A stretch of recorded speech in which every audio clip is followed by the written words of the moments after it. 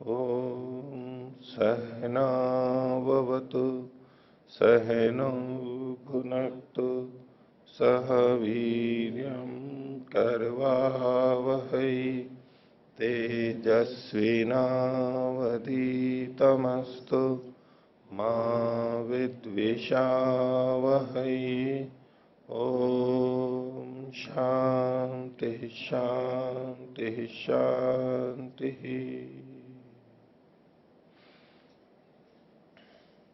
मीमांसा दर्शन की 50वीं कक्षा। मीमांसा दर्शन के प्रथम अध्याय का तृतीय पाठ चल रहा है और पिछली कक्षा में हमने 5वें अधिकरण तक का देखा था। तो पिछली कक्षा पिछले पाठ में से किन्हीं को कुछ पूछना है तो पूछ सकते हैं। ओम आचार्य जी, जब मीमांसा दर्शन शुरू हुआ था तो आपने बताया था कि इसमें जो अधिकरण आते जाएंगे तो उसमें एक एक अधिकरण में एक एक न्याय होगा। तो अभी कुछ ऐसे अधिकरण आ रहे हैं जिसमें कि कोई न्याय दिखाई नहीं दे रहा है। वो जो मैंने कहा था कि एक एक अधिकरण में एक एक न्याय होगा, वो इस तरह बात थी कि इसका प्रत्येक अधिकरण एक न्याय है। प्रत्येक अधिकरण एक न्याय है। मीमांसा में 1000 न्यायों की बात की जाती है। 1000 न्याय हैं तो सीधे सीधे तो वो 1000 मिलते नहीं हैं और 1000 अधिकरण लगभग हमारे को यहां मिलते हैं। तो वो न्याय क्या, प्रत्येक अधिकरण एक न्याय है। प्रत्येक अधिकरण एक न्याय है। न्याय क्या होते हैं? व्यवहार में आने वाली समस्या के समाधान को संकेतित करते हैं। इस समस्या में, इस स्थिति में ये करना चाहिए, इस स्थिति में ये करना चाहिए, ऐसा ऐसा कुछ वहां पर हमारे को विधान मिलता है, समझ मिलती है, सूझ मिलती है, सूत्र के रूप में, फार्मूले के रूप में मिलती है। तो लोक में जो प्रचलित हैं अलग अलग न्याय, सूची कटाह न्याय, अर्धजरतीय न्याय, केदारी कुल्या न्याय, खले कपोत न्याय, खीर दधी न्याय, ऐसे ऐसे अर्क मधु न्याय, ये जो बहुत सारे न्याय मिलते हैं, वहां तो एक शब्द संरचना हमारे को मिलती है और फिर उसकी व्याख्या की जाती है। यहां अधिकरणों में ऐसे नाम लेकर के न्याय नहीं मिलेंगे, लेकिन चूंकि हर अधिकरण में कोई विषय उठाया जाता है जिसमें पूर्व पक्ष उत्तर पक्ष रहता है, कोई समस्या रहती है, फिर विचार विमर्श होता है, फिर निर्णय पे पहुंचते हैं और निर्णय की प्रक्रिया होती है, निर्णय का आधार बताते हैं, क्यों हम यहाँ ये निर्णय कर रहे हैं, क्यों ये ठीक गलत, क्यों ये गलत है और क्यों ये ठीक है। ये सारी विवेचना है और यही मीमांसा दर्शन में चलता रहेगा अंत तक। तो चूंकि इन अधिकरणों के द्वारा हम किसी समस्या, किसी परिस्थिति का समाधान करते हैं, जो प्रश्न उठा हुआ है उसका समाधान करते हैं, निश्चय तक पहुंचते हैं, इसलिए ये न्याय की तरह हुए। इन्हीं को न्याय कहा जाता है। नाम लेकर के तो बहुत कम आएंगे, नगण्य प्राय। बस ये हर अधिकरण एक न्याय है, ऐसा है। हर अधिकरण में एक न्याय आएगा, कोई न्याय की का नाम आएगा, ऐसा तात्पर्य नहीं था। जी आचार्य जी, और एक दूसरा प्रश्न है पृष्ठ संख्या 224 में। भाष्य की पहली पंक्ति में कहा गया है कि अपिच इतरेतराश्रये अन्यतः परिच्छेदात्। तो इसमें इतरेतराश्रय दिखाया हुआ है सर्ववेष्टन और स्पर्शन में। यदि सर्ववेष्टन होगा तो स्पर्शन नहीं होगा और स्पर्शन होगा तो सर्ववेष्टन नहीं होगा। तो इतरेतराश्रय तो वहां पर देखा जाता है कि जहां पर एक के आश्रय से दूसरा रहता है, तो फिर हम कहते हैं कि वहां पर इतरेतराश्रय है कि एक दूसरे के अधीन है। लेकिन यहाँ पर तो एक के आने पर दूसरा हट रहा है और दूसरे के आने पर ये हट रहा है, तो इसमें कैसे इतरेतराश्रय होगा? यहाँ इतरेताश्रयता दूसरे ढंग की है कि एक के होने पर दूसरे में दोष आ रहा है, दूसरे को माने तो पहले में दोष आ रहा है। दोषारोपण जो हो रहा है, दोष जो आ रहा है वो दूसरे के आश्रय, इसको आधार माने तो वो गलत है और उसको माने तो वो गलत है। एक होता है इसके होने पे वो सिद्ध होता है और उसके होने पे ये सिद्ध होता है, वो एक अलग चीज हो गई। इसको आप सिद्ध होने की दृष्टि से भी देखें तो इसको माने तो वो गलत सिद्ध हो रहा है, गलत साथ में जोड़ दो, और इसको माने तो वो गलत सिद्ध हो रहा है। दो व्यक्ति हैं, एक कह रहा है कि इसने चोरी की, दूसरा कह रहा है इसने चोरी की, और दोनों विचार पे हैं। दोनों ने हमारे को बोल दिया कि मैं ठीक हूं और ये गलत है।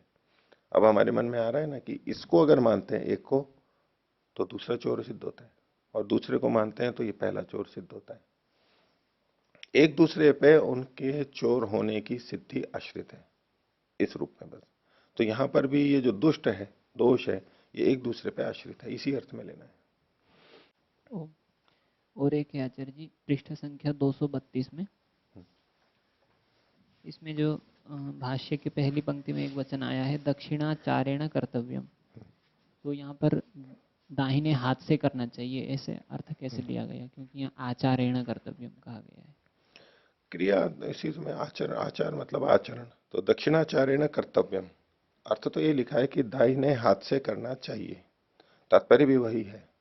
लेकिन दक्षिण मतलब तो दायां, और आचार शब्द है, आचार को मतलब हम आचरण या क्रिया के अर्थ में लेंगे तो सीधे सीधे संगत नहीं लगता है। या तो दाहिने हाथ से जो क्रिया प्रयत्न है उसके द्वारा ये कर्म किया जाना चाहिए। दो तरह के कर्म हो गए, एक कर्म तो वो जैसे यज्ञ आदि कर्म है, कोई विशेष कर्म हो गया, मान लो सोमयाग हुआ, जल सिंचन हुआ इत्यादि, वो कर्म हुए।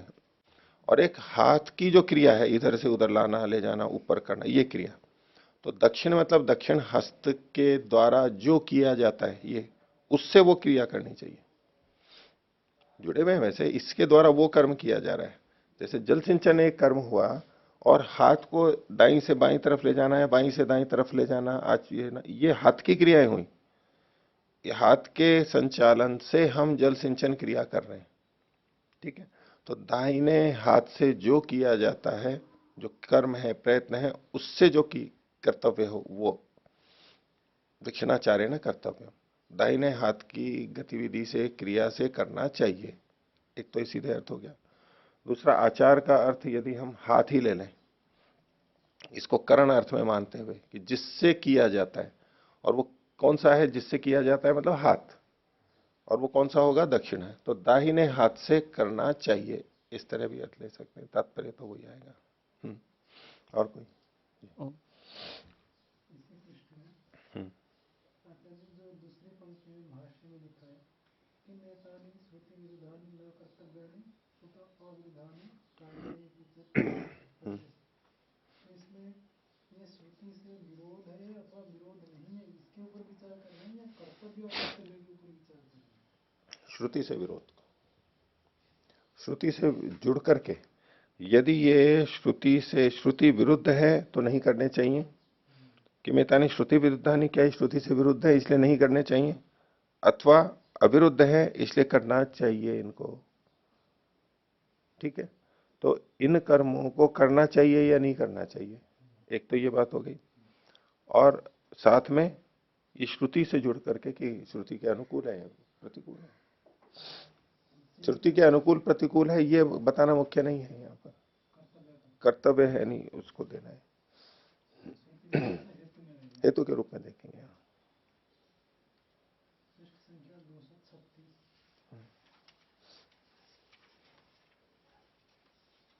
भाष्य में लिखते हैं, तीसरी पंक्ति, अपि च शौचम दक्षिणाचरता यज्ञोपवीतत्वं च एवं जातेतार्थ व्यवधातारो न भवेत्। तो इसमें यज्ञोपवीत के ऊपर पूर्व पक्षी ने कोई आक्षेप नहीं लगाया। हाँ, बस इसका नाम केवल लिखा हुआ था, ऐसा कोई विरोध नहीं बताया था उन्होंने, ठीक है।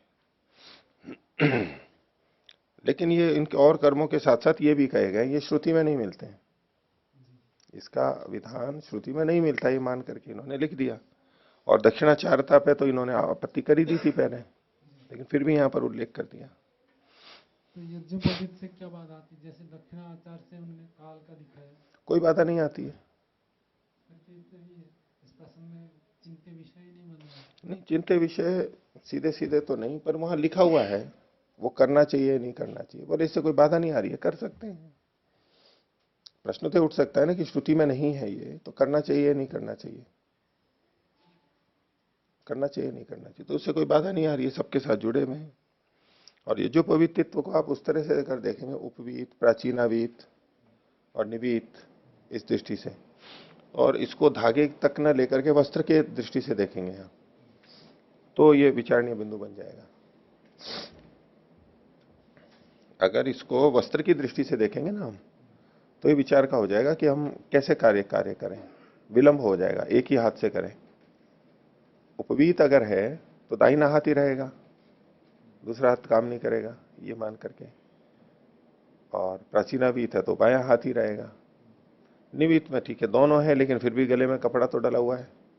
एक कार्य करते समय बिल्कुल ही ऊपर से कपड़े उतार के करे, कोई बाधा नहीं, और बीच में भी कर रखा है तो संभालते रहो उसी को, बार बार बार बार संभालते रहते हैं ना। अस्त्र के रूप में लेंगे तो हाँ भी बाधा होगी। हाँ। आहारे च विहारे च त्यक्त लज्जाम सुखी भवेत। लज्जा होती है ना, शर्म आती है किसी में, ये खाऊंगा तो क्या होगा, दूसरे क्या कहेंगे, और एक विहार यानी व्यवहार हमारा, तो उसमें भी कई जने भाई वो क्या कहेगा वो क्या कहेगा, इसलिए हम संकुचित रहते हैं और अपने कार्यों को नियंत्रित करते रहते हैं और दुखी भी होते रहते हैं उससे। ठीक है, अब सच में बैठे हैं, अब ज्यादा खा नहीं सकता, तो कम खाएगा तो कम खाएगा तो फिर भूख लगेगी, परेशान होगा। तो बोले आहार में तो त्यक्त लज्जा को छोड़ करके, निरर्थक लज्जा को, वास्तविक लज्जा तो होनी चाहिए वहां, बेशरम होकर के खाने लगे, त्यक्त लज्जा का मतलब वो नहीं है कि बिल्कुल शर्म ही नहीं हो उसको, लेकिन जो अतिरिक्त लज्जा है, संकोच है, उसको छोड़ करके और उसमें सुखी हो जाए। सुखी रहने का एक सूत्र है, नहीं तो लज्जा करने वाले बहुत दुखी होते रहते हैं। तो वो कपड़े वपड़े रहते हैं ना, परेशानी होती रहती है, हटाओ उसको। तो कई बार व्यायाम आदि करते समय, कार्य करते समय ये जो कोई बाधा डालता है ना, तो कई जने तो उसको उतार देते हैं एक तरह, फिर व्यायाम करते हैं। उनको कोई ये क्यों उतारा, जी व्यायाम कर रहा था इसलिए, वैसे हमेशा धारण करने के लिए है। ठीक है, और किसी को पूछना? हाँ।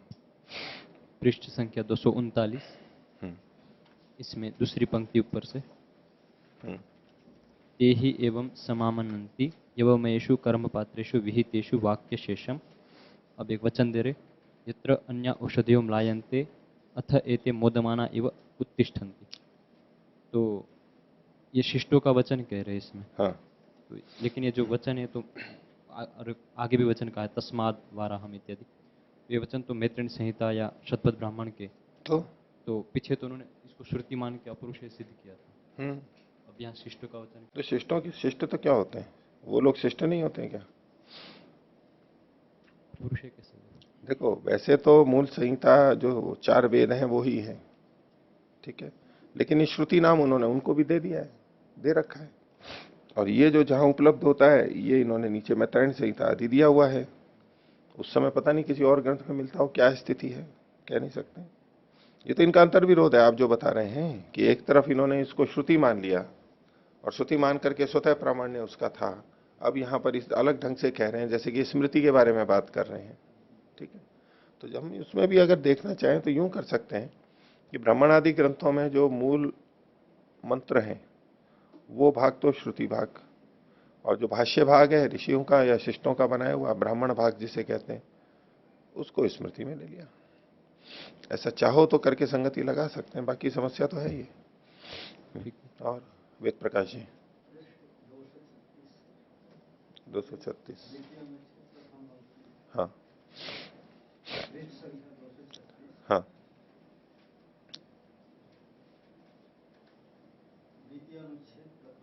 हाँ यदि दक्षिणेन न चर्यते, हाँ। दक्षिणेन से दक्षिण हाथ ही लिया जाए तो कर्म किससे किया जाता है, कर्म किससे किया जाता है, हाथ से ही तो किया जाता है। तो दूसरे साधन तो दक्षिण और वाम होते नहीं है कुछ, जब मनुष्य से जुड़ी हुई बात है तो दक्षिण का मतलब दक्षिण हस्त ही है, दाहिनी तरफ वाले से किया जाए। हो सकते हैं प्रधानता से तो हस्त ही आएगा ना, ठीक है आप कर सकते हैं। और भी है, आप प्राणायाम कर रहे हैं तो दाहिने नाक से कर रहे हैं, ऐसा हो सकता है ना, दाहिने नाक से कर सकते हैं, एक आंख से देख सकते हैं, दाहिनी आंख से देख सकते हैं, ऐसा कुछ कर सकते हैं, अलग अलग दाहिनी तरफ से चबा सकते हैं, और भी कार्य कर सकते हैं दाहिनी तरफ से पैर, लेकिन फिर भी मुख्य कर्म तो हाथ से ही होते हैं अधिकतर, तो प्रधानता से वही लिया जाएगा। हाँ।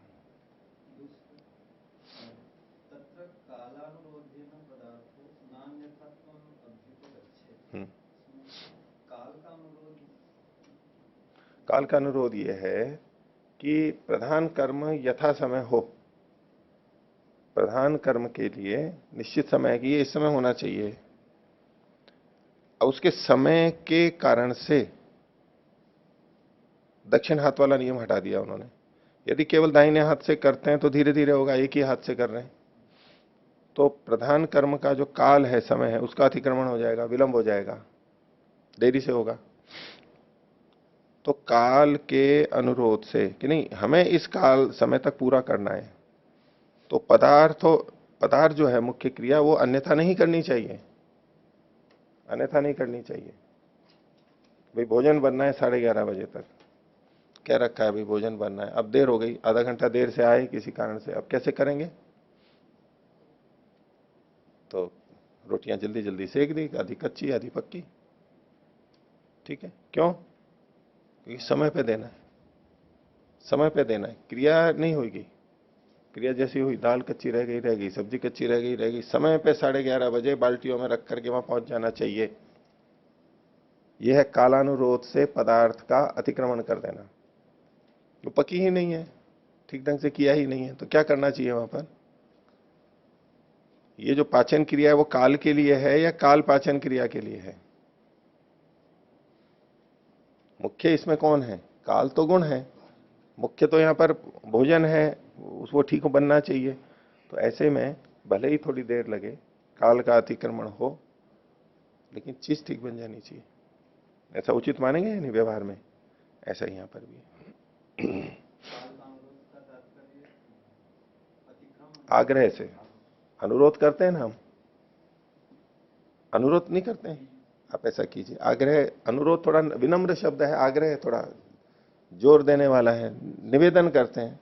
अनुरोध मतलब निवेदन करते हैं, ठीक है। हाँ, और पृष्ठ संख्या 240 पर 240 यहाँ पर युधिष्ठिर जी ने विवरण में दिया है शिष्ट की परिभाषा। किसके शिष्ट की? शिष्टा। हाँ हाँ। उसमें चौथी पंक्ति है, अलोलुप और बिना किसी निमित्त के किसी भी विद्या में पारंगत है, विशिष्ट कहते हैं। बिना किसी निमित्त के जो यहाँ पर ये इसका बिना किसी व्यक्तिगत स्वार्थ के, बिना किसी व्यक्तिगत स्वार्थ के किसी विद्या में पारंगत है। देखो, दो तरह से विद्याओं को पढ़ा जाता है। एक तो इसलिए कि इससे मेरी आजीविका होगी, आजीविका ही मुख्य रहता है। जिसमें अधिक वेतन मिलेगा, जिसमें अधिक सी यश मिलेगा, उसको वो करेगा। जैसे आजकल चलता है, जो पढ़ाई की जाती है वो किस आधार पर की जाती है? कि जिसमें आगे चल करके उनका भविष्य आर्थिक दृष्टि से, व्यवसाय आदि की दृष्टि से जहां अवसर अधिक है उसको करते हैं। और उसमें इसलिए विद्यार्थियों में इधर उधर होता रहता है, कभी इसकी मांग अधिक बढ़ती है, कभी इसकी मांग अधिक बढ़ती है। ये सब जो होता है, चयन का आधार क्या है वहां पर? धन, यश, पद, प्रतिष्ठा, यही तो सारी चीजें हैं ना, और तो कुछ नहीं है ना, मुख्य यही है ना। एक दूसरा होता है, अब इसके कारण से क्या हो रहा है कि जो वैज्ञानिक हैं, विज्ञान की और शाखाएं हैं, ऊंची शाखाएं हैं, अध्ययन है, बीएससी आदि है, एमएससी है, पीएचडी करना है, शोध कार्य है, वो पिछड़ रहा है। लोग करते हैं, ऐसी ऐसी चीजें सिखाई जाती हैं, सीधे काम करने लगते हैं, अच्छे वेतन मिलते हैं, विदेश चले जाते हैं, सुख सुविधा, जीवन हो गया। पढ़ते तो वो भी हैं, लेकिन किसी निमित्त से पढ़ते हैं, वो व्यक्तिगत कारण से पढ़ते हैं। एक होता है कि नहीं, ये विषय पढ़ना चाहिए, ये विषय मेरे को अच्छा लगता है, जानने योग्य है, ये विषय गंभीर है, इस विषय को बचा के रखना जरूरी है, ये अनुसंधान होना जरूरी है। भले ही उसको वैसे आनंद नहीं आ रहा है, मेहनत पड़ रही है बहुत, लेकिन ये कार्य होना आवश्यक है सबके हित के लिए, मूल रूप से उसको करना, ये बिना निमित्त के करना है। अब अध्ययन कर लिया, अध्ययन करके धन और यश के लिए प्रचार में लग गए और किसी इस तरह की चीजों में लग गए जहां धन और यश दोनों आ रहे हैं। एक दूसरा है कि ऐसे कार्यों में लगे हैं जिससे धन और यश तो नहीं आएगा, तो बस अपना काम चल जाएगा, जितना चल जाएगा, लेकिन वो काम बहुत महत्वपूर्ण है। इसमें कौन खपेगा? आवश्यक है, लेकिन कोई खपना नहीं चाहता है क्योंकि धन यश नहीं है वहां पर, सुविधाएं नहीं है वहां पर, कौन खपेगा उसके अंदर? कोई तो फिर भी लगेगा वहां पर। ऐसे लोग हैं जो बिना निमित्त के उस कार्य को करते हैं। कारण तो है वैसे, परोपकार और आवश्यकता, उसका निषेध नहीं करने, लेकिन व्यक्तिगत स्वार्थ के लिए वो नहीं कर रहे हैं। बोले सब तो उधर उधर जा रहे हैं, सब तो ये काम करते हैं, इस काम को तो कोई कर ही नहीं रहा, ये तो बहुत महत्वपूर्ण है, तो चलो मैं करूंगा इस काम को, इससे संबंधित विद्या मैं सीखूंगा। अब संस्कृत के लिए कहते हैं संस्कृत ले लो,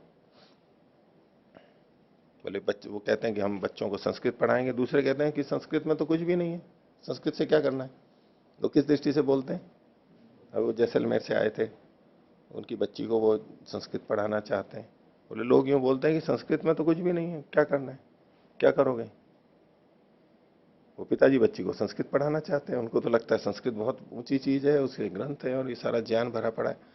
ना कह रहे हैं संस्कृत से मतलब क्या है, इसमें क्या है, मतलब कौन सी नौकरी मिलने वाली है, क्या करोगी संस्कृत पढ़ करके, वो निमित्त से। तो ये अपनी जो गुरुकुल परंपरा में भी जो अधिकतर चल रहा है, ये बिना निमित्त के ही चल रहा है। इसमें जो कुछ है जो केवल प्रचार यश की दृष्टि से इसमें आते हैं, पढ़ते हैं, प्रचारक बनना है, बड़ा उपदेशक या मठाधीश बनना है, इस प्रयोजन से जो आते हैं वो तो सनिमित्त ही है। लेकिन इसकी रक्षा करनी है, इसको बनाना है। अब ठीक है, उससे जो हमारे को लाभ होता है व्यक्तिगत वो तो होता ही है, ये स्वार्थ नहीं है। ये जो लौकिक स्वार्थ होता है उसको छोड़ करके जो लगता है स्वांत सुख है कर्तव्य की दृष्टि से, वो बिना निमित्त के। निमित्त का मतलब है ना कि कुछ भी निमित्त नहीं हो ऐसा तो कोई क्रिया होगी नहीं, कोई तो कारण होगा ही, यही मतलब है निष्काम रूप से करने वाले। और कुछ ओम आचार्य जी, पृष्ठ संख्या 238, इसमें ये शास्त्र प्रसिद्ध पदार्थ प्रामाण्य अधिकरण में इसमें 3 शब्द लिए थे इन्होंने कि एक तो यव, बराह और वेतस। तो इन तीनों शब्दों के 2-2 अर्थ थे, तो उसमें से एक अर्थ को उन्होंने निश्चय किया कि यही अर्थ शास्त्र में लिया जाएगा। तो जो उसका दूसरा अर्थ है तो वो शास्त्र में कहीं पर भी कभी भी नहीं लिया जाएगा, तो फिर दूसरे अर्थ की उपयोगिता कैसे होगी। नहीं, उस नाम से अन्य प्रसंगों में वो शब्द प्रयोग किया जाता है, अन्य अन्य प्रसंगों में उसी शब्द से दूसरी चीजें भी ली जाती हैं, वो ली जाती हैं। यहां इन्होंने एक चीज के लिए प्रियंगु के लिए तो कहा कि यदि यव नहीं हो तो प्रियंगु से काम चला ले, यहां तो विकल्प रूप में हो जाएगा। ये मुख्यता इसकी ये नहीं हो तो ये हो गया, इसको प्रतिनिधि द्रव्य बोलते हैं। उसका प्रतिनिधि ये एक मुख्य नहीं होता है तो उसका प्रतिनिधि जाता है, प्रतिनिधि द्रव्य आयुर्वेद में बहुत चलता है, कर्मकांड में भी चलता है प्रतिनिधि द्रव्य। या तो उस रूप से देखें अथवा कि ये शब्द इन दूसरे अर्थों में प्रचलित हैं, लोक के अंदर, लोक में प्रचलित है, लेकिन यहां नहीं चलेगा। वो पढ़ने वाला तो उस शब्द से जब अर्थ निकालेगा तो उसके सामने 2 अर्थ खड़े हो गए, क्या करें। तो इस प्रसंग में जो अर्थ संगत होता है वो लिया जाएगा। इस शास्त्र में जो है अभियुक्त लोग जो कहते हैं वो यहाँ पर जैसे इसमें दोनों में से कौन सा अर्थ लिया जाए, तो उसके लिए फिर उन्होंने 2-3 जो प्रमाण दिए हैं 239वें पृष्ठ में, यत्र अन्य औषधयो मलायन्ते अथैते मोदमाना इव उत्तिष्ठन्ति। तो इसलिए यहाँ से दीर्घ शुक का ग्रहण किया, दीर्घ शुकान यवान दर्शयति। और इसी प्रकार से तस्माद् वराहम गावो अनुधावन्ति, तो वेद में मतलब ब्राह्मणों में बराहम गावो अनुधावन्ति से मतलब सुअर को ही लिया गया है, क्योंकि सुअर के पीछे ही गाय भागती है। हाँ, दूसरे के पीछे गाय नहीं भागती है, नहीं भागती है, हाँ। इसलिए उसको ही लिया गया। तो चूंकि अब इससे तो वेद से तो प्रमाणित हो रहा है कि बराह का मतलब सुअर ही होता है, हाँ। तो फिर उससे दूसरा अर्थ कैसे लिया जा सकता है। नहीं, मैं इसीलिए 2 बातें कही, जहां विकल्प हो सकता है वहां तो प्रधान गौण को लेकर के करेंगे, जहां लोक प्रसिद्ध है यहां नहीं प्रसिद्ध है तो लिया ही नहीं जाएगा, बस यही एक लिया जाएगा। एक व्यक्ति जब उस शब्द को देख रहा है, नया व्यक्ति, उसको पता नहीं है इस शास्त्र में इस शब्द का क्या अर्थ लिया जाता है, तो वो तो लोक प्रचलित अर्थ भी ले सकता है और गलत हो जाएगा। तो लोक प्रचलित ना लेके उस शास्त्र में जो परंपरागत अर्थ है वो लिया जाना चाहिए। हो गया। और कोई? तो नया पाठ प्रारंभ करते हैं आगे। पृष्ठ संख्या 241, मीमांसा दर्शन के प्रथम अध्याय का 3य पाठ और उसका 6ठा अधिकरण प्रारंभ कर रहे हैं। अधिकरण का शीर्षक देखिए, पिक नेमाधिकरणम। पिक और नेम ये नाम है, पिक और नेम ये 2 शब्द हैं, यानी अलग अलग उन 2 शब्दों को लिया। इसी तरह और भी शब्द यहां पर आएंगे इस शास्त्र, इस अधिकरण में 2 को उदाहरण के रूप में ले लिया, उससे संबंधित अधिकरण है।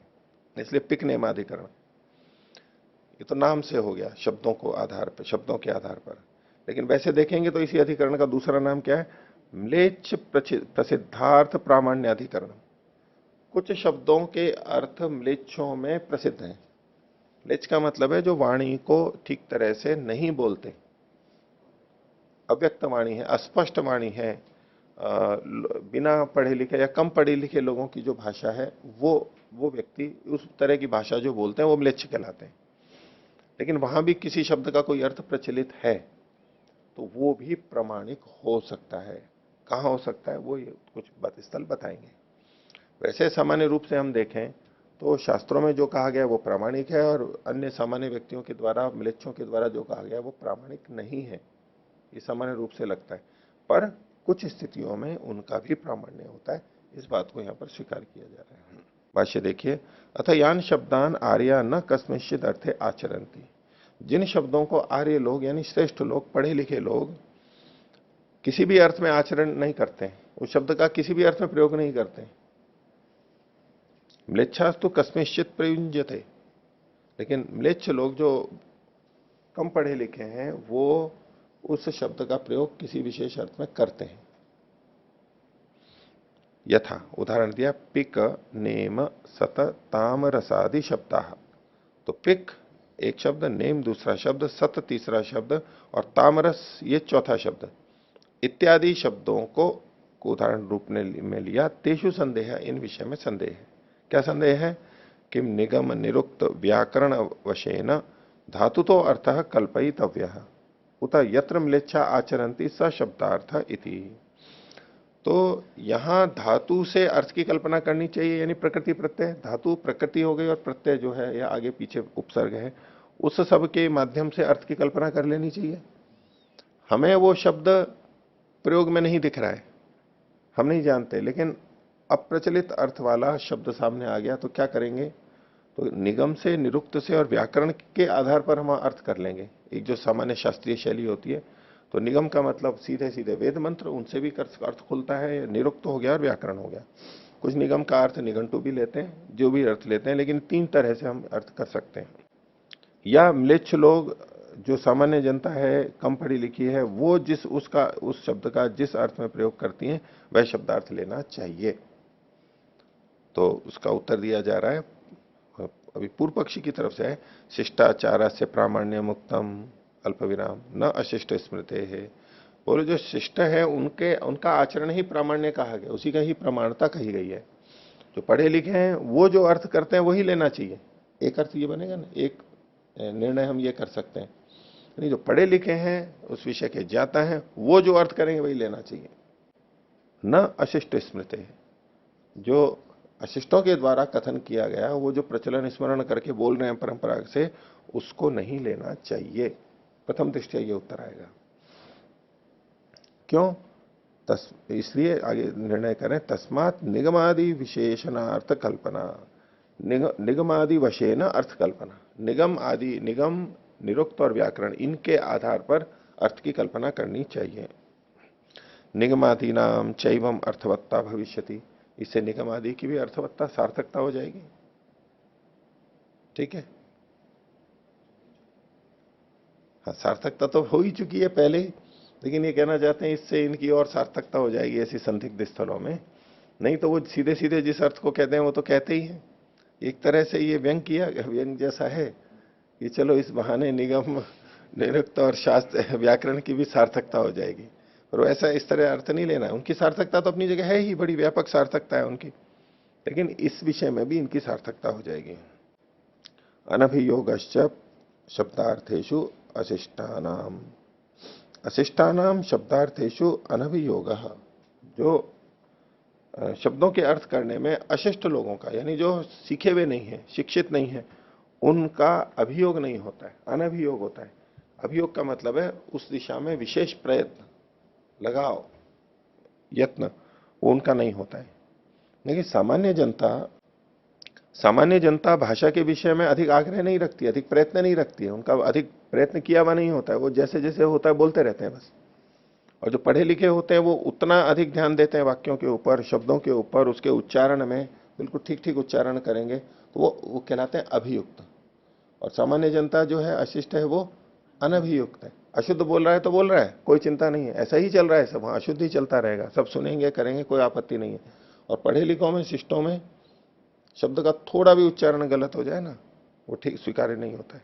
किसी भी भाषा के विद्वान हो, संस्कृत हो, अंग्रेजी हो, दूसरी कोई भी भाषा हो, जब बहुत पढ़े लिखे लोग होंगे वो एक एक शब्द का बहुत ध्यान रखते हैं। हम सामान्य भाषा में बहुत से शब्दों को यूं ही प्रयोग कर लेते हैं लगभग अर्थ को देखते हुए, उसका वो भी अर्थ हो जाता है, उसका वो भी, आसपास का अर्थ बोलते हैं हम। लेकिन कवि हों, लेखक हों, विशेष प्रवचन करने वाले हों, विशेष प्रसारण करने वाले हों, वहां एक एक शब्द का बहुत ध्यान रखा जाता है। थोड़ा भी आसपास का अर्थ बोल दिया ना किसी ने, ऐसा शब्द बोल दिया तो कहते हैं ये नहीं, ये बोलो, इसी शब्द को बोलो, यहां इस जगह यही शब्द है। उनको एकदम बात खटकती है, वो ध्यान देते हैं उन बातों पे, उच्चारण में भी और अर्थ दोनों दृष्टियों से। उच्चारण की दृष्टि से भी थोड़ा भी उच्चारण में गलत होता है, एकदम से टोंगे नहीं, ऐसे नहीं, ऐसे बोलो। अब वैसे क्या फर्क पड़ा, दूसरे ने समझ ही लिया है अर्थ गलत बोलते हुए भी, लेकिन फिर भी वो आग्रह रखते हैं। इसको कहते हैं ये अभियुक्त होते हैं। अभियुक्त वो नहीं है जो अपराधी होते हैं ना, अभियुक्त, अभियुक्त होते हैं ना जिन पे आरोप कर देते हैं, अभियोग लगा देते हैं, जिन पे वो अभियुक्त होते हैं, जेल में बंद रहते हैं, इतने अभियुक्त हैं, वो अपराधी के रूप में नहीं है। यहाँ कि जो उस विषय में लगे हुए हैं वो शिष्ट कहलाते हैं। तो इसलिए इन्होंने कहा क्यों शिष्ट आचार का प्रमाण युक्त है, न अशिष्ट का, क्यों, तस्मात निगम आदि विशेष कल्पना अनभियोगश्च शब्दार्थेषु अशिष्टानाम, अशिष्टों का शब्द के अर्थ में अनभियोग होता है। किसी भी शब्द का कोई भी आसपास का अर्थ काम में लेते रहते हैं। और अभियोगश्च इतरेशम, इतर मतलब जो शिष्ट हैं उनका अभियोग होता है, अभियुक्त होते हैं वो। तस्मात धातु तो अर्थ कल्पयितव्य है, धातु प्रत्यय के अनुसार अर्थ करना चाहिए। यही तो सीखा है ना हमने अभी तक, व्याकरण निरुक्त के आधार पर यही तो सीखा है, प्रकृति प्रत्यय से अर्थ करना चाहिए। तो यद्यपि वैसे ही करना चाहिए, प्रधानता उसी की है, लेकिन फिर भी कुछ स्थानों पर इसे छोड़ना होता है। निरुक्त में भी इस बात को स्वीकार करते हैं, व्याकरण को एक तरह से छोड़ करके, प्रकृति प्रत्यय न देख करके, आधा टुकड़ा इधर से ले लिया, आधा यहां से ले लिया, और वो करके अर्थ निकाल करके जो भी कर दिया कर दिया, उसी तरह अर्थ के अनुसार किया जाता है। कुछ वैसी ही बात यहां पर कही जा रही है। केवल हम ही यानी शास्त्र वाले ही प्रमाण है ऐसा नहीं, दूसरे भी किसी चीज में प्रमाण हो सकते हैं, इसको स्वीकार किया जा रहा है। ये सत्यग्राहिता है, सत्यग्राहिता है। तो इसके, ये तो पूर्व पक्ष था, ये जो अभी हमने भाष्य में देखा ये पूर्व पक्ष था। एवं प्राप्त गुरु में ऐसा प्राप्त हो रहा है, ऐसा ही संगत लगेगा। अब उसके ऊपर ये सूत्रकार कह रहा है, भाष्य का सूत्रकार यानी शास्त्रकार कह रहा है।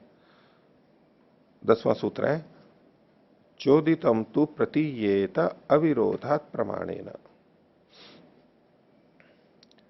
प्रमाण से अविरोधात, अविरोध हो तो, विरोध नहीं हो तो, अन्यों के द्वारा, जो सामान्य व्यक्ति हैं बिना पढ़े लिखे हैं, उनके द्वारा जो कहा गया है, चोदित है, वो भी स्वीकार्य हो जाए, प्रतीयेता, जाना जाए, समझा जाए, उसको भी स्वीकार कर लेना चाहिए। भाष्य, चोदितम अशिष्टैरपि शिष्ट अनवगतम प्रतीयेता, अशिष्टों के द्वारा कहा गया लेकिन शिष्टों के द्वारा नहीं जाना गया, शिष्टों ने नहीं जाना है लेकिन वो लोग बोल रहे हैं तो उसको समझ लेना चाहिए, मान लेना चाहिए। यत प्रमाणेन अविरुद्धम, ण पे एक ही मात्रा लगा लीजिए, यत प्रमाणेन अविरुद्धम तद अवगम्यमानम न न्याय्यम त्यक्तुम, जो प्रमाण से अविरुद्ध है, विरोधी नहीं है, वो जाना जाता हुआ छोड़ दिया जाए, ये ठीक नहीं है। जो प्रमाण से अविरुद्ध है, ऐसा किसी शब्द का अर्थ प्रचलित है और कहीं विरोध नहीं आ रहा है उससे, तो वो जाना भी जा रहा है, उस शब्द से वो अर्थ हमें पता भी लग रहा है व्यवहार में, तो अब उसको छोड़ देना उचित नहीं है। न त्यक्तुम न्याय्यम, त्यक्तुम न न्याय्यम त्यक्तुम, छोड़ देना उचित नहीं है। यह तो शिष्टाचार है प्रमाणमिति, और जो ये आपने कहा था कि शिष्टाचारों का, शिष्ट का आचरण प्रमाण होता है, लेकिन वो कब, तत्प्रत्यक्ष अनवगते अर्थे, जहां प्रत्यक्ष के द्वारा अर्थ नहीं जाना जा रहा है वहां शिष्ट से पता लगेगा। यानी कोई ऐसा शब्द हो जिसका अर्थ लोक से, म्लेच्छों से हमें पता नहीं लग रहा है, किसी भी तरह पता नहीं लग रहा है, अब क्या करेंगे, तो वो शिष्ट प्रक्रिया है निगम निरुक्त व्याकरण की, उसके आधार पर निर्णय किया जा सकता है, करना ही चाहिए, और कोई उपाय नहीं है हमारे पास। लेकिन जहां लोक प्रसिद्ध अर्थ हमें मिल रहा है तो अब, और वो अविरुद्ध भी है, तो उसी अर्थ को ग्रहण कर लेना चाहिए। आगे, यत्तु अभियुक्ता पदार्थेषु शिष्टा इति, तो सिद्धांति कह रहा है पूर्व पक्षी के, जो आपने कहा था कि शब्द के अर्थ में शिष्ट लोग अभियुक्त हैं, लगे रहते हैं, वो शब्दों पर ही केंद्रित रहते हैं। तत्र उच्यते, उस विषय में कह रहे हैं, बोले अभियुक्त तरह पक्षिणाम पोषणे बंधने च म्लेच्छा, तो म्लेच्छ लोग हैं वो भी वो अभियुक्त तर होते हैं, किसमें? पक्षियों के पालन में, पोषण में, बांधने में, उनसे भी ज्यादा लगे हुए रहते हैं। जो गायों का पालन करते हैं, पशुओं का पालन करते हैं, और तरह के ऐसे ऐसे बहुत काम करते हैं, कितने लगे रहते हैं वो। बोले अभियुक्त ही हैं, तो अभियुक्त तो वो भी हैं, लेकिन उनका क्षेत्र अलग है, पशुपालन, पक्षी पालन आदि में। आगे, यत्तु निगम निरुक्त व्याकरणानाम अर्थवत्ता इति, जो निगम निरुक्त व्याकरण आदि इनकी अर्थवत्ता यानी सार्थकता हो जाएगी। तत्र ईशाम अर्थवत्ता भविष्यति न यत्र म्लेच्छै अपि अवगतः पदार्थ शब्दार्थ, तो बोले इनकी अर्थवत्ता तो वहां हो जाएगी जहां पर म्लेच्छों के द्वारा भी अर्थ नहीं जाना जा रहा है, वहां सार्थकता हो जाएगी। जो शब्द सीधे शास्त्र से जाने जा रहे हैं, कहीं कोई दिक्कत नहीं है, वो तो ठीक हो ही गए। अनवगत अर्थ पदार्थ वाले, अनवगत अर्थ वाले जो शब्द हैं, उनका अर्थ कैसे जाने? तो म्लेच्छों के द्वारा सामान्य जनता में अगर प्रचलित अर्थ है तो वो ले ले, तो बोले इससे फिर शास्त्र की सार्थकता नहीं होगी ऐसे स्थलों के लिए। पहले जहां उन शब्दों के अर्थ न मिल रहे हो जन सामान्य में, तब इन शास्त्रों से निकाल लेंगे तो ये शास्त्रों की सार्थकता हो गई, उस जगह वहां सार्थकता हो गई, चरितार्थ हो गया।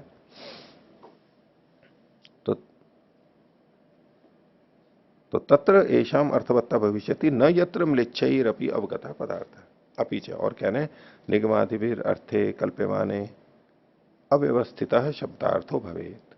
निगम आदि के द्वारा अर्थ की जब हम कल्पना करते हैं तो शब्द का अर्थ है वो अव्यवस्थित हो सकता है, गलत अर्थ निकल सकता है। लोक से जब हम अर्थ लेंगे वो प्रसंग आदि के अनुसार ठीक ही अर्थ आता है, क्योंकि परंपरा से वो चला रहा है, यहां इस शब्द का ये अर्थ है लोक से, अब वहां हम अपने ढंग से अर्थ करने लगेंगे शास्त्र के अनुसार तो गलत हो जाएगा। जैसे कि पीछे वो दूसरे प्रसंग में उदाहरण दिए थे, तो जलपान, जलपान का क्या अर्थ लेंगे?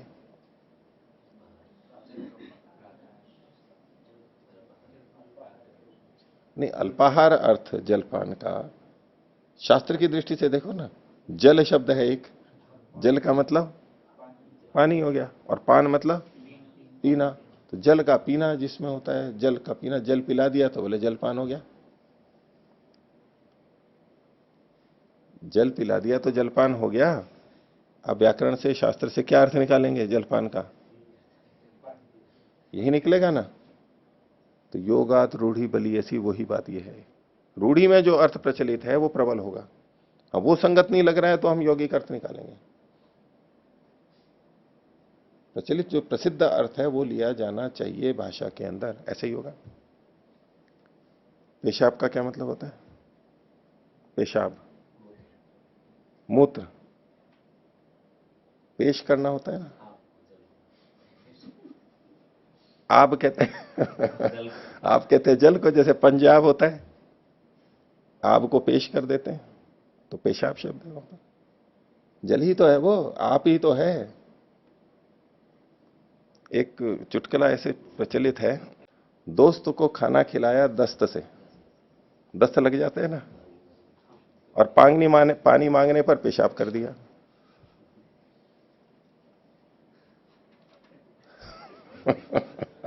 दोस्त को खाना खिलाया दस्त से और पानी मांगने पर पेशाब कर दिया, और क्या शिष्टता है ये? तो दस्त कहते हैं हाथ को, दस्ताने होते हैं ना, तो दोस्त को खाना खिलाया दस्त से, हाथों से खिलाया खाना, और जब उसने पानी मांगा तो पानी को पेश किया, यूं ही नहीं रख दिया, अच्छी तरह लेकर के पेश करना तो होता है ना। द्विअर्थी हो गया दो अर्थ हो गए, लेकिन ये तो शास्त्रीय अर्थ करके कौतुक पैदा करने के लिए, मजाक, उत्सुकता या हंसी मजाक के लिए ऐसा शब्द का प्रयोग है। लेकिन भाषा में जब भी बोलेंगे किस प्रसंग में कौन सा अर्थ लिया जाता है वही प्रामाणिक होता है। तो इन्होंने क्या कहा, निगमादि फिर अर्थे कल्प्यमाने अव्यवस्थित शब्दार्थ भवेत। अगर हम यही हट पकड़ लें कि निगम, निरुक्त और व्याकरण के आधार पर ही अर्थ करेंगे तो अर्थ अव्यवस्थित हो जाएगा, गड़बड़ हो जाएगी। व्याकरण का गर्व, निरुक्त का गर्व, शास्त्र का गर्व इतना नहीं कि उसके आगे कुछ दिखे ही नहीं हमारे को। वो पढ़े लिखे मूर्ख पंडित की स्थिति बन जाती है। फिर शास्त्र पढ़ लिए, हमारे आगे कुछ है ही नहीं और हम जो बोलेंगे शास्त्र के अनुसार बस वही ठीक है, अव्यवहारिक हो जाएगा, अव्यवस्थित हो जाएगा। भाषा की दृष्टि से भी और व्यवहार की दृष्टि से भी ये घटेगा। बहुत सारी चीजें जो केवल शब्द पंडित होंगे, शास्त्र के अनुसार लिखा है ऐसा ही करना है मेरे को, तो अव्यवहारिक हो जाएगा। वो समझ नहीं रहती है, बहुत जगह गलती हो जाती है। तो निगम आदि भी अर्थे कल्प्यमाने अव्यवस्थित से शब्दार्थ भय तत्र अनिश्चय स्यात्। और ऐसे में तो अनिश्चय हो जाएगा, शास्त्र का ही अनिश्चय हो जाएगा, ये गलत सिद्ध होने लगेंगे।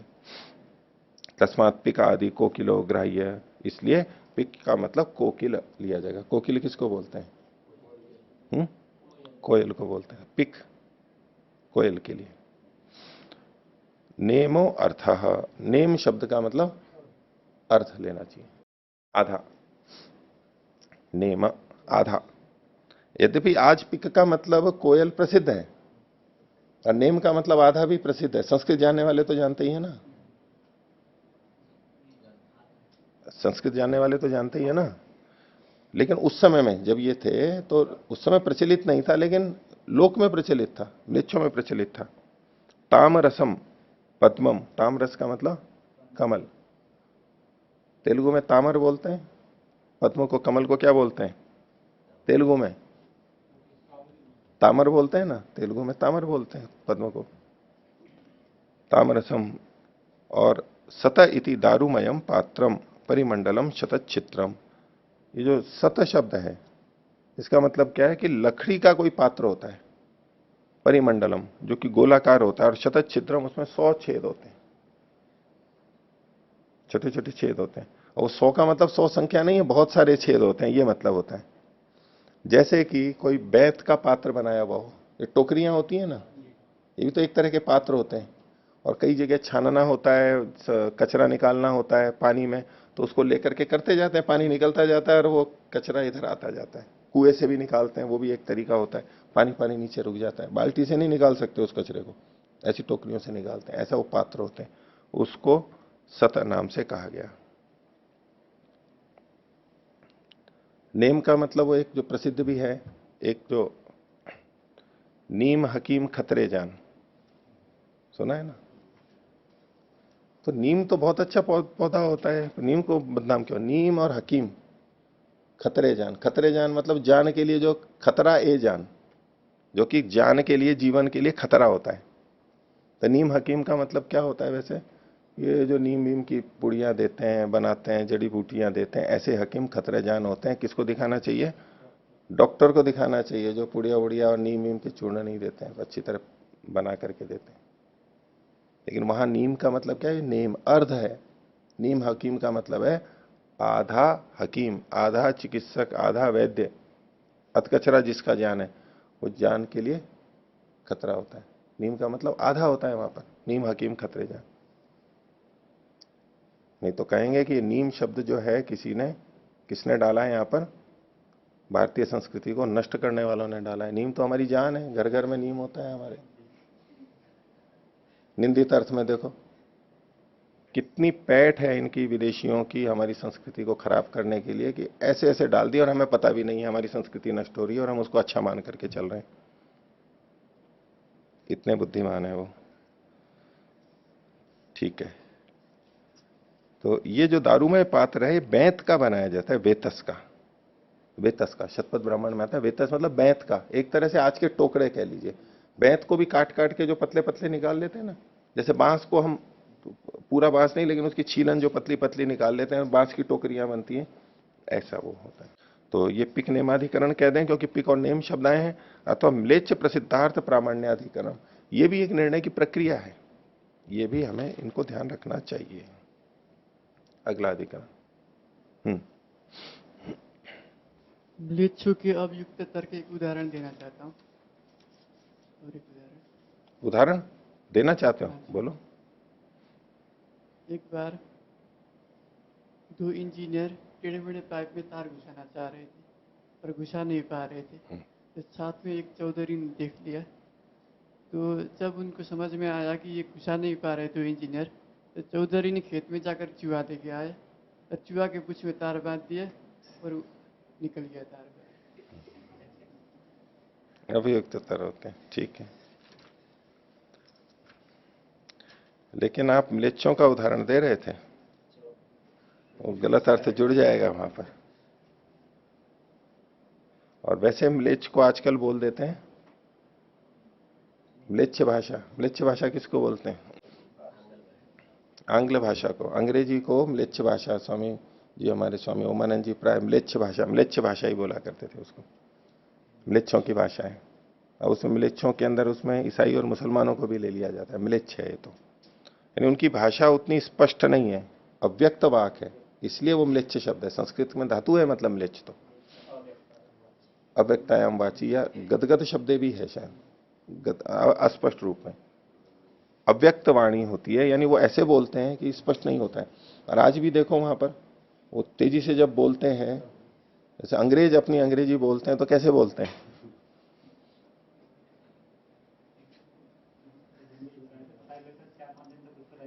वो ऐसे ही बोलते हैं।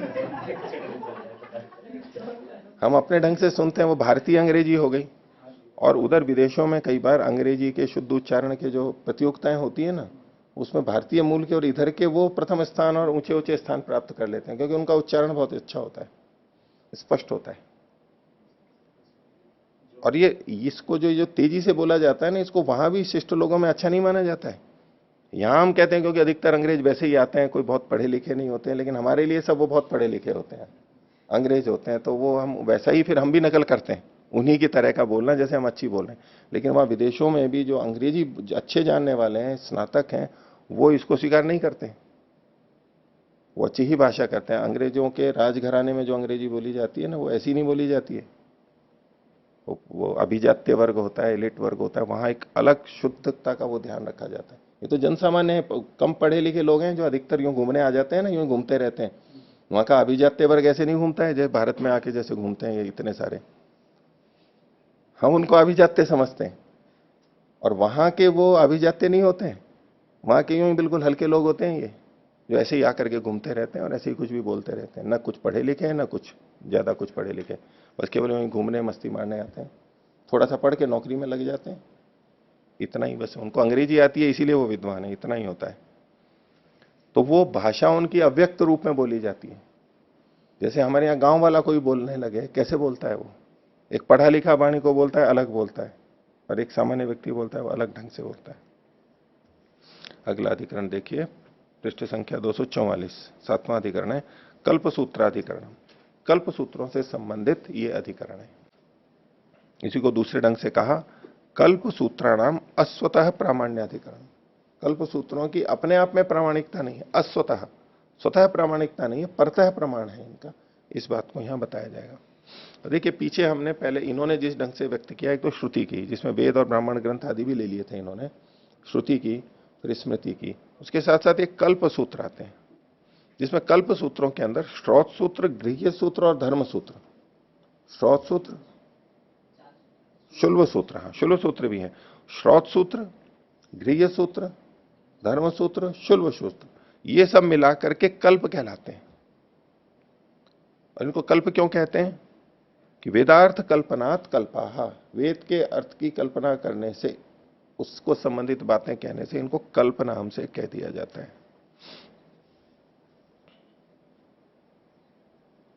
तो उनकी प्रामाणिकता के बारे में यह अधिकरण चलाया गया है। अच्छे देखिए, यह कल्प सूत्राणी उदाहरणम, कल्प सूत्र यहां पर उदाहरण है। कुछ कल्प सूत्र जो इन्होंने नाम दिए हैं, माशकम, हास्तिकम, कौंडिन्यकम इति, ये नाम है कल्प सूत्रों के। माशक नाम का, हास्तिक नाम का और कौंडिन्यक नाम का, ये नाम है विशेष, उस समय प्रचलित होंगे। आज ये कहां प्रचलित हैं क्या है कुछ नहीं पता है। एवं लक्षण कहानी किम प्रमाणम अप्रमाणम वा इति संदिग्धानि, इस लक्षण वाले यानी इन नामों वाले जो है ये प्रमाण है या नहीं है, तो किम प्राप्तम इस विषय में चर्चा की जाती है। तो एक तो दृष्टि यह है कि ये जो 3 नाम दिए गए हैं और इसी जैसे कुछ हैं उन पे ही ये बात लागू होगी अधिकरण। एक है कि कल्प मात्र पे लागू होगी, 2 दृष्टियों से चलते हैं। तो इसमें पूर्व पक्षी कह रहा है 11वां सूत्र, प्रयोग शास्त्रम इति चेत, कहें कि ये जो क्या है प्रयोग शास्त्र है, प्रयोग का शासन करने वाले हैं, प्रयोग को बताने वाले हैं, बोध कराने वाले हैं, इसलिए इनको मान लेना चाहिए। व्यवहार को बताते हैं, केवल शब्द शब्द ही नहीं कह रहे हैं, वो व्यवहार को बताते हैं। इसे व्यवहार से जुड़े हुए हैं तो यानी प्रत्यक्ष से जुड़े हुए हैं यानी प्रामाणिक है, इस ढंग से यह कथन कर रहा है पूर्व पक्षी। भाष्य, प्रयोगस्य शास्त्रम प्रमाणम एवं जातीयकम इति ब्रूमः, ये प्रयोग का शास्त्र है, ये प्रमाण है, इस प्रकार के जो है इसको हम प्रामाणिक मानते हैं। सत्यवाचाम एतानी वचनानी, सत्यवाणी वालों की ये वचन है। सत्यवाचा मतलब सत्य है वाणी जिनकी, ऐसे शिष्ट लोग, उनके ये वचन है यानी उनके द्वारा लिखे गए हैं, कहे गए हैं। बोले कथम अवगम्य थे, आपको ये कैसे पता लगा कि ये सत्यवाणी वालों के द्वारा लिखे गए हैं सत्य? तो उसने कहा वैदिका ही रेशम संवादो भवती, इनका वैदिकों के साथ में संवाद होता है। संवाद मतलब बातचीत होती है, सम्यक रूप से वाद होता है। तो पीछे भी संवाद शब्द आया था, उसका अर्थ यहां पर क्या है? तालमेल, संगति, सादृश्य, एक रूपता, ये यहां पर संवाद का अर्थ है। पीछे भी 172वें पृष्ठ पर आया था संवाद शब्द, और आगे भी आएगा पृष्ठ संख्या 260 के ऊपर। तो संवाद का मतलब है तालमेल, संगति। तो वो ये हमें कैसे पता लगता है? आगे के भाष्य से पता लगता है। बोले य एव ही वेदे ग्रहा त एव इह, वेद में जो ग्रह है वे ही इन शास्त्रों में भी है। ग्रह का मतलब सोमयाग वाले ग्रह, ग्रह नक्षत्र वाली बात नहीं है। सोमयाग में वो जो सोम रखने के पात्र होते हैं लंबे लंबे, जिसमें ऊपर थोड़ा सा डाला जाता है, नीचे कोई अंदर तक नहीं भरा जाता। देखा ना उन ग्रहों को? जैसे आजकल शिष्ट लोग वो पीते हैं, होते तो लंबे हैं लेकिन ऊपर में थोड़े से में रखा जाता है। हम उनको पाश्चात्य संस्कृति का समझते हैं कि ये इस तरह के, और जो पूरे गिलास होते हैं नीचे तक भरे हुए, उनको हम क्या सोचते हैं? और भारतीय संस्कृति का है। तो जो ग्रह वहां कहे गए हैं वेद में, वो यहां पर भी कहे गए हैं। या एव वेदे इष्टकास्ता एव इह, जो वेद के अंदर ईंटें कही गई हैं वही यहां पर भी कही गई हैं।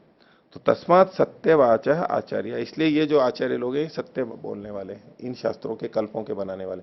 अभी संवाद क्या बताया? ग्रह वहां भी हैं यहां भी हैं, ग्रह इष्टकाएं वहां भी हैं यहां भी हैं, इसको संवाद शब्द से कहा गया।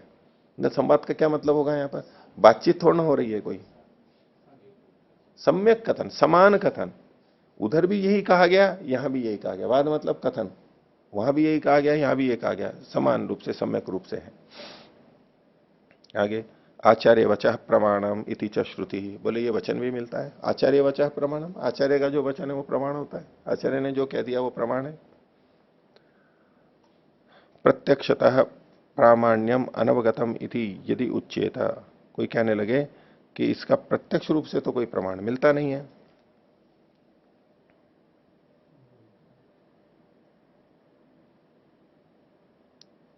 प्रत्यक्ष रूप से कोई प्रमाण मिलता है, किसका मतलब? कल्प सूत्रों का। किनका प्रमाण प्रत्यक्षता नहीं मिलता है? कल्प सूत्रों से संबंधित वाक्य है। तो कल्प सूत्रों का प्रत्यक्ष प्रमाण तो मिलता नहीं है। प्रमाणांतरेण वचनेन अवगतम इति न दोषः, कोई बात नहीं, लेकिन प्रमाणांतर वचनों से, दूसरे प्रमाणों से इसका ज्ञान होता है, इसलिए कोई दोष नहीं है। ये प्रमाणांतर क्या है? ऊपर वाला वचन जो आचार्य वचः प्रमाणम, ये कल्प सूत्र का नहीं, दूसरी जगह का प्रमाण है, उससे बोलिए सिद्ध हो जाता है, तो कोई बात नहीं है। वेद वाक्यैश्चैषाम तुल्य आदर, और वेद वाक्यों के इस तरह से समान ही इनका भी तुल्य आदर है। जैसे वो आदरणीय माने जाते हैं, ये भी आदरणीय माने जाते हैं। तस्मात् प्रमाणम, इसलिए इनका भी प्रमाण समझना चाहिए। ये पूर्व पक्ष था। अब सिद्धांत इसका उत्तर देते हैं, न असन्नियमात, बोले नहीं आपका कथन ठीक नहीं है। क्यों? न निषेध कर दिया, असत नियमात, उसमें सम्यक रूप से नियम नहीं है, ये ग्रंथ उस तरह से नहीं बने हुए। तो न असन्नियमात नहीं तदेवम असन्नियमात, न एतदेवम, न को अलग करने के लिए नहीं तदेवम करके इन्होंने अल्प विराम लगाया। नहीं तो न असंनियमात, असंनियम न होने के कारण से, ऐसा अर्थ नहीं लेना है सूत्र का। न को अलग किया, अल्पविराम, और असंनियमात हेतु बनेगा। असंनियमात को खोला, नहीं तत् सम्यक निबंधनम, इनका बंधन यानी नियोजन, ये जो शास्त्र बनाया गया है, ग्रंथन किया गया है, वो ठीक प्रकार का नहीं है। क्यों नहीं है ठीक प्रकार का? बोले स्वराभावात, इनमें स्वर का अभाव है। जैसे कि वेद के अंदर स्वर सहित रचना है, स्वर दिए गए, उदात्त अनुदात स्वर इत्यादि, ये बिना स्वर के रचना है, इसलिए इसका सम्यक निबंधन नहीं है, उस तरह से शास्त्रीय और बिल्कुल प्रामाणिक नहीं है, इसलिए इसका इनका प्रमाण नहीं मानना चाहिए। शिथिल है, ढीले हैं, सम्यक निबंधन नहीं है। तो ये स्वर की बात कही युधिष्ठिर जी ने, नीचे काफी विवेचना की है इसकी, पढ़ लेना। उनका कहना है कि अगर यही आधार माना जाए, जैसा शाबर भाष्य में कहा गया है, तो जिनको इन्होंने श्रुति कहा है, कुछ ब्राह्मण ग्रंथ ऐसे भी हैं जहां स्वर है ही नहीं, तो फिर तो उनको भी प्रमाण नहीं माना जाएगा। जिनको आप श्रुति मानते हो, प्रमाण मानते हो, ब्राह्मण ग्रंथ है, वो भी नहीं माने जाने चाहिए। अष्टाध्यायी के लिए पहले कहा जाता है कि स्वस्वर थी वो, हालांकि उस पर प्रश्न चिन्ह कई उठते हैं कि भाई यहां कैसे संगति लगेगी, लेकिन फिर भी ऐसा माना जाता है कुछ ग्रंथों के अंदर। लेकिन जैसे वेद तो सस्वर है ही, बात के ग्रंथ नहीं है, तो बोले कि सम्यक निबंधन नहीं है। लेकिन युधिष्ठिर जी ने इसमें अपना मत दिया है अगले पृष्ठ के ऊपर, कि हमारा विचार है कि प्रकृत सूत्र में असंनियमात का अभिप्राय है, जैसे ब्राह्मणगत चोदना वचन द्रव्य, देवता, काल, कामना और विधायक लिंग लकार से संनियमित, संबद्ध, निसंबद्ध होते हैं, सन्निबद्ध होते हैं। श्रोत सूत्रगत चोदना है संनियमित नहीं है, ये वैसे नहीं, संनियमित नहीं है, जिस तरह व्यवस्थित होते हैं वैसा नहीं है। हमारे को किसी एक ही विषय का ग्रंथ अलग अलग दिख जाता है ना, एक लगता है बहुत व्यवस्थित है, एक लगता है कि व्यवस्थित नहीं है, तो ये अव्यवस्थित है, इसलिए ये वैसे प्रमाण नहीं है जैसे कि